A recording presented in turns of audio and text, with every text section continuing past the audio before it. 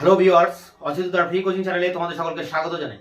আজকের এই ভিডিওটিতে তোমরা যারা কলকাতা বিশ্ববিদ্যালয়ে ইতিহাস অনার্সে 4th সেমিস্টারে পড়ছো, তোমাদের যে সিসি 9 পেপারটি আছে মুঘল যুগের ইতিহাস, এই পেপারটির একটি গুরুত্বপূর্ণ প্রশ্ন মুঘল যুগে অন্তর্দেশীয় বাণিজ্যের তার উত্থান ও বিকাশ। এই প্রশ্নটি নিয়ে বিশদে আলোচনা করব। আলোচনা শেষে উত্তরটি তোমাদের সামনে তুলে ধরবো। তোমাদের এই পেপারটির সিলেবাস, সাজেশন এবং লাস্ট মিনিট সাজেশন এবং সাজেশনের একাধিক প্রশ্নের উত্তর ইতিমধ্যে আমার চ্যানেলে আমি আপলোড করে দিয়েছি, তার লিঙ্ক দেওয়া থাকবে ভিডিও ডেসক্রিপশন বক্সে। তোমরা ভিডিওগুলো অবশ্যই দেখে নিও। এছাড়া সাজেশনের অন্যান্য প্রশ্নের উত্তর নিয়ে আমি খুব দ্রুত তোমাদের সামনে একের পর এক ভিডিও ক্লাসগুলো নিয়ে আসবো।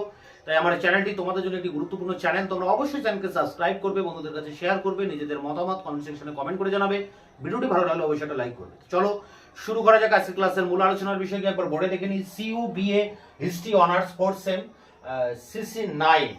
এখানে একটা 10 নম্বর ইম্পর্টেন্ট প্রশ্ন, মুঘল যুগে অন্তর্দেশীয় বাণিজ্যের উত্থান ও বিকাশ। অর্থাৎ মুঘল যুগে ভারতবর্ষের ভিতরে অন্তর্দেশীয় অর্থাৎ দেশের মধ্যে যে ব্যবসা বাণিজ্য হয়েছিল তার বিকাশ এখানে আলোচনা করতে হবে, এবং তার উত্থান এবং বিকাশ দুটোই আলোচনা করতে হবে। দেখো, মুঘল যুগের ব্যবসা বাণিজ্য একটা ব্যাপক প্রসার লাভ করে আমরা জানি, এবং মুঘল যুগের ব্যবসা বাণিজ্য বলতে দু ধরনের হয়, একটা অন্তর্দেশীয় বাণিজ্য, আরেকটি হচ্ছে বহির্বাণিজ্য অর্থাৎ বিদেশের সাথে বাণিজ্য একটি, আরেকটি হচ্ছে দেশের ভিতরে বাণিজ্য। আবার দেশের ভিতরে যে বাণিজ্য সেই অন্তর্দেশীয় বাণিজ্য আবার দুই প্রকারের হয়, একটা হয় স্থানীয় ও আঞ্চলিক, আরেকটি হয় আন্ত আঞ্চলিক। আন্ত আঞ্চলিক বলতে একটি অঞ্চলের সাথে আরেকটি অঞ্চলের, অর্থাৎ বাংলাদেশের সাথে হয়তো গুজরাটের, অথবা বাংলাদেশের সাথে হয়তো দক্ষিণ ভারতের। এই যে আন্তর্দেশীয় আঞ্চলিক বাণিজ্য এটি একটি ভাগ, আর অন্তর যে অঞ্চল অর্থাৎ হয়তো বাংলাদেশের ভিতরে যে বাণিজ্য সেটি একটা ভাগ। তাহলে দুটি ভাগ পরিষ্কার, একটি হচ্ছে স্থানীয় বা আঞ্চলিক স্তরের বাণিজ্য, আরেকটি হচ্ছে একটি অঞ্চলের সাথে আরেকটি অঞ্চল অর্থাৎ আঞ্চলিক যে বাণিজ্য। এই দুটি ভাবে কিন্তু বাণিজ্য পরিচালিত হতো, এবং এক্ষেত্রে প্রথমে আমরা যেটা দেখবো সেটা হচ্ছে স্থানীয় বা আঞ্চলিক বাণিজ্য। তো দেখো, স্থানীয় আঞ্চলিক বাণিজ্য সাধারণত হতো বা এর প্রধান কেন্দ্রগুলো ছিল গ্রামের যে হাট বা মেলা বা মান্ডি, এই সব জায়গায় কিন্তু মূলত স্থানীয় ব্যবসা বাণিজ্যগুলো এখানেই হতো। তার কারণ স্থানীয় স্তরে গ্রামের যে উৎপাদিত পণ্য সামগ্রী কৃষকেরা এই গ্রামের হাটে বাজারে তারা সেগুলোকে তুলতেন, এবং এখানে গ্রামের প্রয়োজন মেটানোর পর সেই উদ্বৃত্ত ফসল বা খাদ্যশস্য হয়তো নিকটবর্তী যে শহর আছে সেই শহরে কিন্তু রপ্তানি করা হতো। এছাড়া শহর থেকে তুলো, খাদ্যশস্য বা শিল্পের যে কাঁচা মাল সেগুলি কিন্তু শহরে রপ্তানি করা হতো। আবার শহর থেকে গ্রামে কি আসতো না, ভোগ্য পণ্য আসতো, এছাড়া আসতো বিভিন্ন ধরনের শিল্প পণ্য। অর্থাৎ গ্রাম আর শহরের মধ্যে একটা মেলবন্ধন ছিল ব্যবসা বাণিজ্যের ক্ষেত্রে, এবং এইসব ব্যবসা বাণিজ্যগুলো আদান প্রদান হতো ছোটখাটো ব্যবসাদারদের হাত ধরে। এছাড়া ছিল ফেরিওয়ালা, ছোট ছোট ফেরিওয়ালা ছিল, ফেরিওয়ালাদের মাধ্যমে এই গ্রাম থেকে শহর, শহর থেকে গ্রামের এই ব্যবসা বাণিজ্য অর্থাৎ একটি আঞ্চলিক ব্যবসা বাণিজ্য কিন্তু পরিচালিত হতো।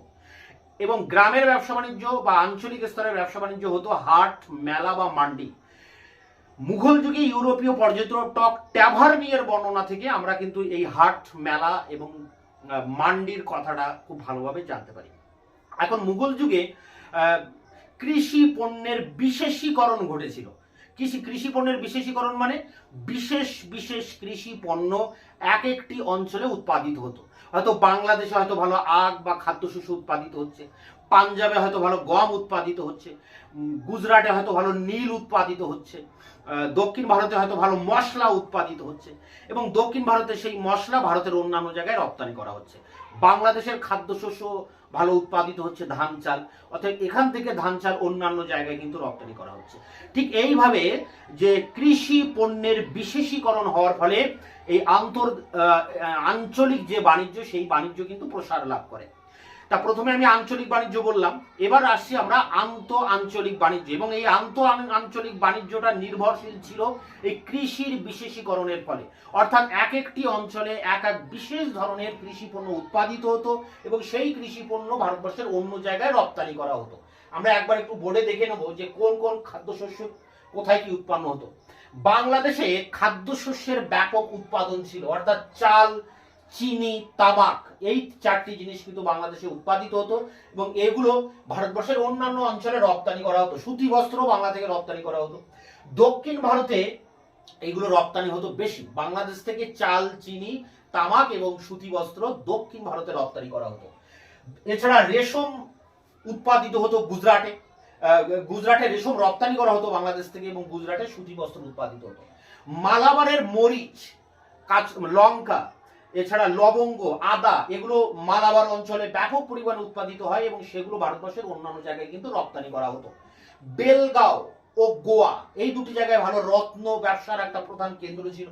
এছাড়া আমরা দেখছি আগ্রাতে নীল উৎপাদিত হচ্ছে, গুজরাটে তুলো উৎপাদিত হচ্ছে।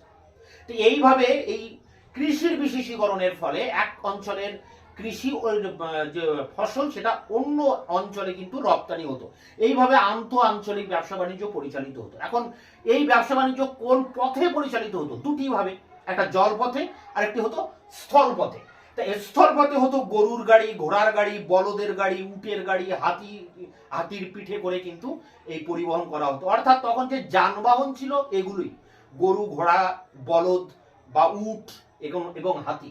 এছাড়া মালবাহী পশুর কাফিলা ছিল, অর্থাৎ হাজার হাজার পশুর পিঠে হয়তো এই মানে কৃষিজ পণ্য তার উপরে চাপিয়ে, তার পিঠে চাপিয়ে একটা অঞ্চল থেকে আরেকটা অঞ্চলে নিয়ে যাওয়া হতো। বড় বড় ব্যবসাদাররা করতেন এটা, যাকে আমরা বলছি মালবাহী কাফিলা। এটাকে কাফিলা বলা যায় বা বাঞ্জারার কথা বলা যায়।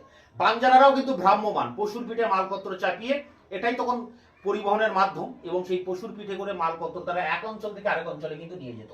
এছাড়া নদী ও সমুদ্র পথে বাণিজ্য হতো। নদী সমুদ্র পথে পরে আসছে, আগে নদী পথের কথা বলি। দেখো বাংলাদেশে গঙ্গা, ব্রহ্মপুত্র এই নদী আছে, পশ্চিম ভারতে সিন্ধু নদী আছে, দক্ষিণ ভারতে কৃষ্ণা, কাবেরী, গোদাবরী, তাপ্তি, এই সব নদীগুলি নদী পথে আভ্যন্তরীণ বাণিজ্য এক অঞ্চল থেকে আরেক অঞ্চলের কিন্তু হতো নৌকার মাধ্যমে। এটা আমাদের মাথায় রাখতে হবে যে নৌকার মাধ্যমে এইসব ব্যবসা বাণিজ্যগুলো হতো। পিটার মান্ডি, মুঘল যুগের একজন বিদেশি পর্যটক, পিটার মান্ডি ও বাউরি, এনারা কিন্তু এই মালবাহী নৌকার উল্লেখ করেছেন তাদের লেখায়। এছাড়া জাহাজ ছিল, জাহাজে করেও কিন্তু পণ্য পরিবহন হতো সমুদ্র পথে। দক্ষিণ ভারত থেকে মালবাহী, বিশেষ করে হয়তো মশলা বোঝাই জাহাজ বঙ্গোপসাগর দিয়ে বাংলাদেশের তমলুকে এসে উপস্থিত হচ্ছে। আবার বাংলাদেশ থেকে খাদ্যশস্য নিয়ে গিয়ে দক্ষিণ ভারতে কাবেরী পত্তনামে গিয়ে সমুদ্র দিয়ে, বঙ্গোপসাগর দিয়ে দক্ষিণ ভারতে চলে যাচ্ছে। অর্থাৎ সমুদ্র দিয়েও কিন্তু বড় বড় নৌকা বা জাহাজে করেও মালপত্র আদান প্রদান হতো। তাহলে নৌকা আর জাহাজের মাধ্যমে এই জলপথের বাণিজ্য পরিচালিত হতো, আর স্থলপথের বাণিজ্য পরিচালিত হতো গরুর গাড়ি, ঘোড়ার গাড়ি, উটের গাড়ি বা উটের পিঠে, হাতির পিঠে, বলদের গাড়ি, এরকম ইত্যাদি জন্তু ছিল পরিবহনের মাধ্যম। তাহলে স্থলপথ এবং জলপথের ব্যাপারটা বললাম। এবার আসছি বাণিজ্য পথের কথা। বাণিজ্য কেন্দ্রগুলো গড়ে উঠেছিল সাধারণত স্থলপথ এবং জলপথের সংযোগ স্থলে বা এর ধারে, জলপথের ধারে, মানে কোনো বন্দরের ধারেই হয়তো বাণিজ্য কেন্দ্র গড়ে উঠছে, বা কোনো বাণিজ্য স্থলপথের ধারে কোনো বাণিজ্য কেন্দ্র গড়ে উঠছে। যেমন এখানে কয়েকটা বাণিজ্য কেন্দ্রের নাম বলছি, একটু দেখে নাও। মুঘল যুগের প্রধান প্রধান বাণিজ্য কেন্দ্র, অর্থাৎ এগুলো বাণিজ্য কেন্দ্র যেমন, পাশাপাশি আবার বড় বড় শহর, যেমন শ্রীপুর, ঢাকা, চট্টগ্রাম, হুগলি, কলকাতা, পাটনা, বারাণসী, লখনৌ, আগ্রা, দিল্লি, লাহোর, আহমেদাবাদ, সুরাট, কালিকট, গোলকুন্ডা, ঔরঙ্গাবাদ, বুরহানপুর। তাই এতগুলো শহর কিন্তু গড়ে উঠেছিল, এগুলো সব বাণিজ্য কেন্দ্র। পাশাপাশি এগুলো ছিল এক একটা গুরুত্বপূর্ণ শহর।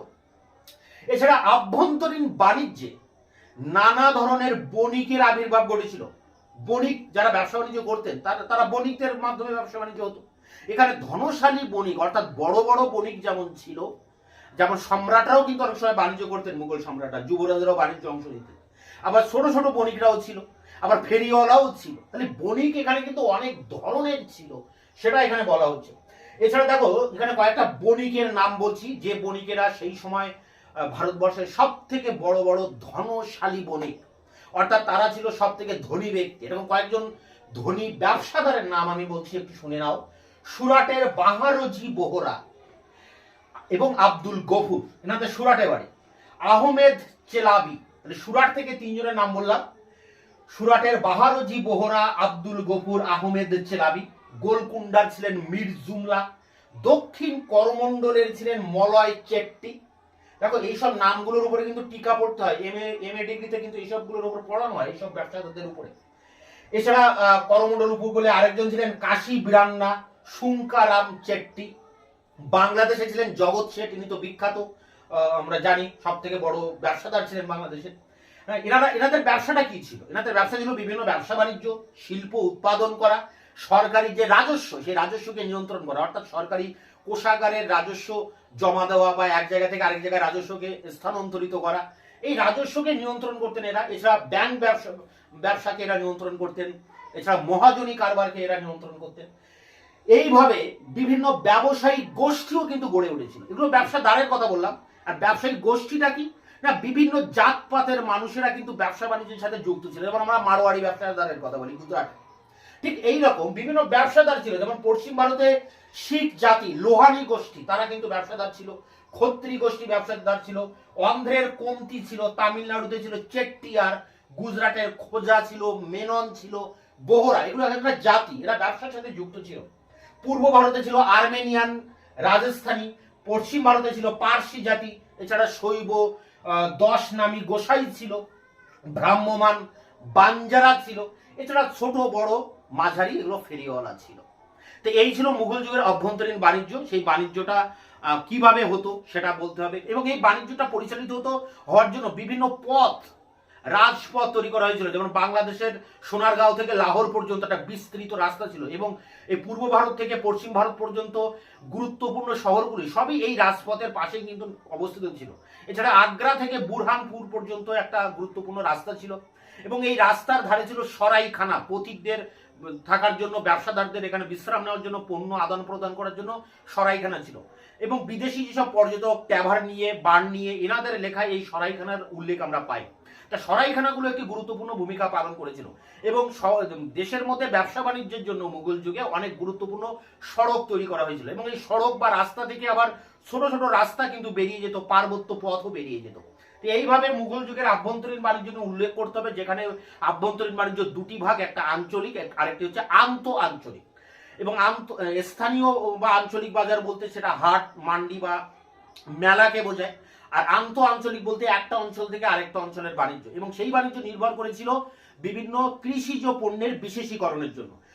বাংলাদেশের খাদ্যশস্য দক্ষিণ ভারতে চালান যেত, আবার দক্ষিণ ভারতের মশলা কিন্তু বাংলাদেশে চালান যেত।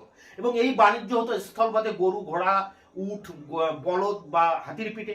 আর জলপথে গঙ্গা, যমুনা, ব্রহ্মপুত্র, এখানে গোদাবরী, কাবেরী, কৃষ্ণা, এইসব নদীতে নৌকা পথে হতো। আবার জাহাজে করে বা বড় নৌকার মাধ্যমে বঙ্গোপসাগর দিয়েও কিন্তু এই নৌকা পথে বাণিজ্য হতো। এই বাণিজ্যের মাধ্যমে অনেক বড় বড় ব্যবসাদাররা এসেছিলেন, অনেক বড় বড় বণিক, সেই সব বণিকদের নাম বলেছি। এবং এছাড়াও অনেক জাতের মানুষেরাও কিন্তু ব্যবসার সাথে যুক্ত ছিল, সেই সব বণিক গোষ্ঠীর নামও কিন্তু আমি এখানে মেনশন করে দিয়েছি। তো এইভাবে এই বিষয়টাকে পাটে পাটে কিন্তু আলোচনা করতে হবে, করে এর যে উত্তর, সেই উত্তরটি তোমাদেরকে পাসওয়ার্ডে লিখতে হবে। তাই এর উত্তরটি, অর্থাৎ পাসওয়ার্ডে সেই উত্তরটি নিয়ে আমি এবার অন স্ক্রিনে আলোচনা করব। History honours 4th semester CC 9 Mughal যুগে অন্তর্দেশীয় বাণিজ্যের উত্থান ও বিকাশ আলোচনা করো। 10 নম্বরের প্রশ্ন, এর উত্তরটি এইভাবে লিখবে। মুঘল যুগে যে ভারতের অভ্যন্তরীণ ও বহির্বাণিজ্যের যথেষ্ট প্রসার ঘটেছিল সে বিষয়ে কোনো সন্দেহ নেই। মুঘল যুগের বাণিজ্যকে দুভাগে বিভক্ত করা যায়, অন্তর্দেশীয় বাণিজ্য ও বহির্বাণিজ্য। অন্তর্দেশীয় বাণিজ্যকে দুভাগে ভাগ করা যায়, 1 স্থানীয় বা আঞ্চলিক, এবং 2 আন্ত আঞ্চলিক বা দূরপাল্লার বাণিজ্য। স্থানীয় বাণিজ্যের মূল কেন্দ্র ছিল গ্রামীণ হাট ও মেলা। ট্যাভার নিয়ে ও অন্যান্য বিদেশি পর্যটকদের রচনায় এ জাতীয় হাট, মেলা ও মান্ডি জাতীয় বাজারের উল্লেখ আছে। গ্রামের উৎপাদক এইসব বাজারে তার উৎপাদন সামগ্রী ও গ্রামীণ মানুষের নিত্য প্রয়োজনীয় দ্রব্যাদি নিয়ে সমবেত হতো। গ্রামের মানুষের প্রয়োজন ছিল সীমিত, স্বাভাবিকভাবেই গ্রামের প্রয়োজন মিটিয়ে এইসব পণ্যাদি ও কাঁচামাল চলে যেত সন্নিহিত শহরগুলিতে। গ্রাম থেকে শহরে আসত কাঁচামাল ও খাদ্যশস্য, শহর থেকে গ্রামে যেত ভোগ্যপণ্য ও শিল্প সামগ্রী। শহরের বস্ত্র উৎপাদন কেন্দ্রগুলি গ্রাম থেকে আসা তুলো, রেশম, পশম প্রভৃতি কাঁচামালের উপর নির্ভরশীল ছিল। মুঘল যুগে নানা কারণে প্রচুর শহর গড়ে ওঠে। এইসব শহরের বাজারগুলি ছিল অনেক বড় ও বৈচিত্র্যপূর্ণ। শহরবাসী এইসব বাজার থেকে তার প্রয়োজনীয় দ্রব্যাদি সংগ্রহ করত। গ্রাম শহর সর্বত্র ফেরিওয়ালারা ঘুরে ঘুরে মালপত্র বিক্রি করত। পরের প্যারা দেখো, এ যুগে বাণিজ্যের অন্যতম বৈশিষ্ট্য ছিল আন্ত আঞ্চলিক নির্ভরতা। ভৌগোলিক কারণে এদেশের কৃষি উৎপাদনে বিশেষীকরণ ঘটেছিল। এক এক এলাকায় এক এক ধরনের খাদ্যশস্য বা কৃষিপণ্য উৎপন্ন হতো। এর ফলে ভারতের বিভিন্ন এলাকা অন্য জায়গায় উৎপন্ন খাদ্যদ্রব্য বা কৃষি পণ্যের উপর নির্ভরশীল হয়ে পড়ে। বাংলা ও উড়িষ্যা থেকে খাদ্যশস্য চালান যেত নানা ঘাটতি এলাকায়। বাংলার চাল, চিনি, সুতিবস্ত্র ও তামাক যেত দক্ষিণ ভারতে। বাংলার রেশম যেত গুজরাটে। মালাবার উপকূলের মরিচ, লঙ্কা, আদা, লবঙ্গ, অন্যান্য মশলা যেত ভারতের নানা স্থানে। বেলগাঁও ও গোয়া মূল্যবান রত্নের বাজার হিসাবে বিখ্যাত ছিল। আগ্রার নীল ও গুজরাটের তুলো যেত ভারতের নানা অঞ্চলে। প্যারা করে ভারতের অভ্যন্তরীণ বাণিজ্য চলত স্থলপথ ও জলপথে। মুঘল যুগে অসংখ্য গুরুত্বপূর্ণ সড়ক নির্মিত হয়। সড়কগুলি ভারতের বিভিন্ন অঞ্চলকে এক সূত্রে বেঁধে দিয়েছিল। পূর্ববঙ্গের সোনারগাঁও থেকে লাহোর পর্যন্ত বিস্তৃত সড়কটি উত্তর ভারতের প্রায় অধিকাংশ বড় শহরকে ছুঁয়ে গিয়েছিল। আগ্রা থেকে বুরহানপুর পর্যন্ত বিস্তৃত সড়কটিও খুব বিখ্যাত ছিল। এছাড়া উত্তর ও দক্ষিণে প্রচুর সড়ক নির্মিত হয়।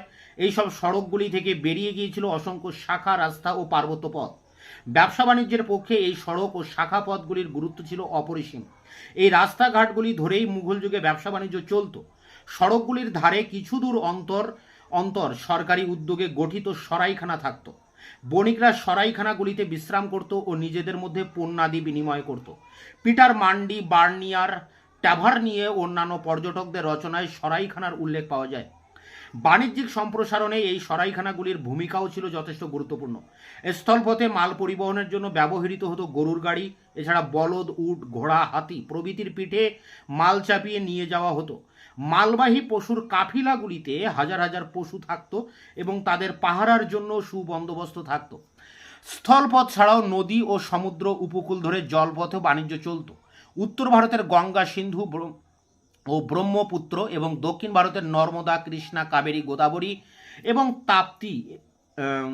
তাপ্তি এবং তাদের শাখা নদীগুলি ধরে নৌকা সহযোগে বণিকরা দূর দূরান্তে গ্রামের মধ্যে চলে যেত। পিটার মান্ডি ও বাউরির রচনায় মালবাহী নৌকার উল্লেখ আছে।